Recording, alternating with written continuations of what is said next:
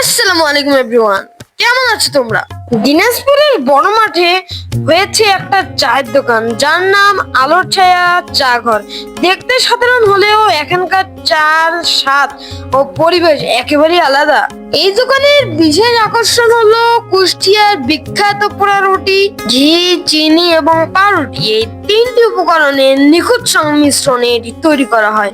এরপর চুলার উপর দিয়ে পুরানো হয় যত্নের সঙ্গে, আর সেই মুহূর্তে ছড়িয়ে পড়ে এক অনন্য ঘ্রাণ যা সবাইকে টেনে আনে এই দোকানে।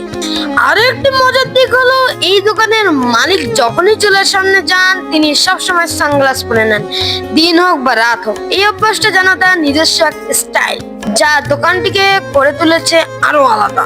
এখানকার দুধ চা ঘন, মিষ্টি এবং অপূর্ব স্বাদের। চায়ের সঙ্গে পরিবেশিত পোড়া রুটি যেন স্বাদের আনন্দকে আরো বাড়িয়ে তোলে। আপনি যদি কখনো বড় মাঠে আসেন তবে বড় মাঠের এই আলোর ছায়া চা দোকানটি অবশ্যই ঘুরে যাবেন, কারণ এখানে চা শুধু একটি পানীয় নয়, এটি একটি অনুভূতি। তো আজকের ব্লগটা কেমন হয়েছে অবশ্যই কমেন্ট করে জানাবেন। নেক্সট ব্লগের জন্য অপেক্ষা করবেন। ততদিন ভালো থাকবেন, সুস্থ থাকবেন, আমার জন্য দোয়া করবেন। আল্লাহ হাফেজ।